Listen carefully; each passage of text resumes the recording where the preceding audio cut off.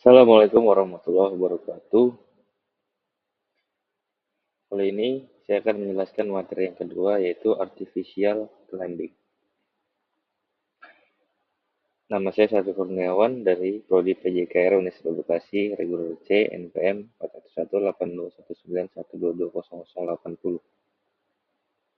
411-82191220080. Langsung masuk materi. Yang pertama, pengertian.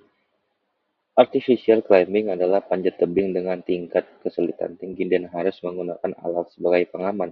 Pada artificial climbing, alat adalah faktor penting dan utama yang harus dipersiapkan secara matang.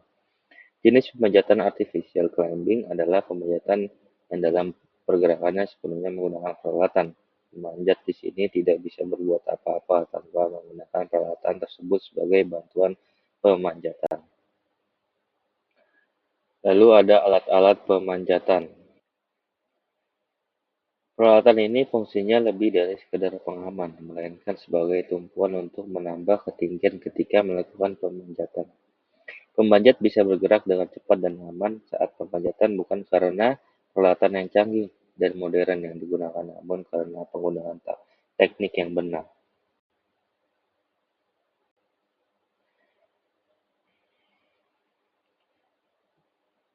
Untuk alat-alat pemanjatan yang pertama ada tali Carmentel. Biasanya yang digunakan adalah tali yang memiliki tingkat kelenturan atau biasa disebut dynamic rope.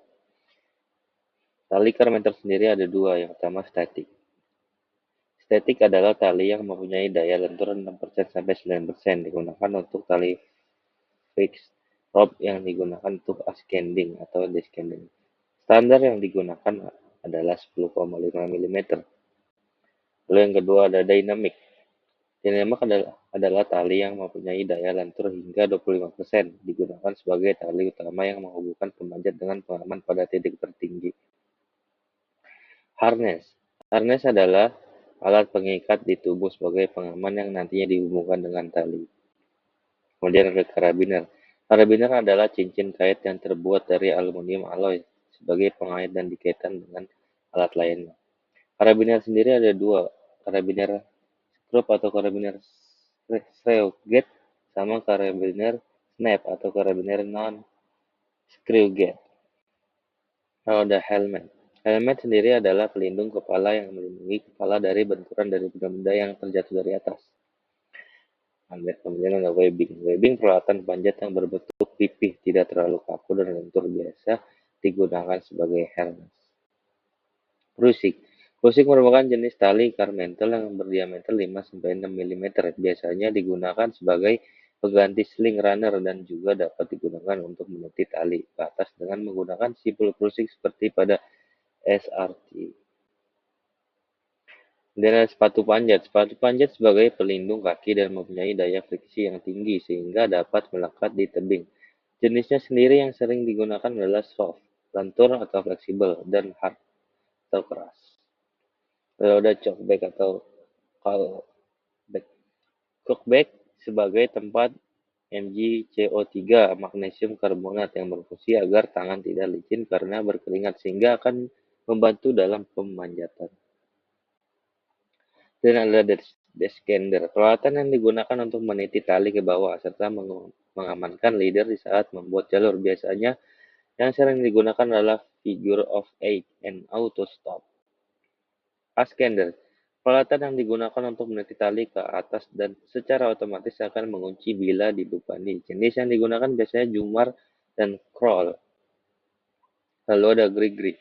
Alatnya ini digunakan untuk membilai. Alat ini mempunyai tingkatnya keamanan yang paling tinggi karena dapat membilai dengan sendirinya. Hammer berfungsi untuk menanamkan pengaman dan melepaskan kembali. Biasanya yang dipakai jenisnya ringan dan mempunyai kekuatan tinggi dan ujungnya berfungsi mengencangkan mur pada saat memasang hammer. Lalu pulley. Pulley mirip katrol, kecil dan ringan tetapi memiliki kemampuan dalam beban yang berat, digunakan untuk perlengkapan evakuasi.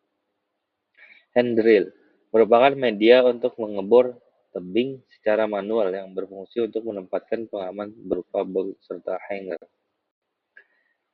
Lalu ada teknik artificial climbing. Yang pertama, menyelipkan peralatan khusus pada lubang atau celah dinding tebing tersebut. Yang kedua, proses pemanjatan dilakukan menggunakan peran seseorang seorang pemanjat atau leader, serta seorang pengaman atau belayer.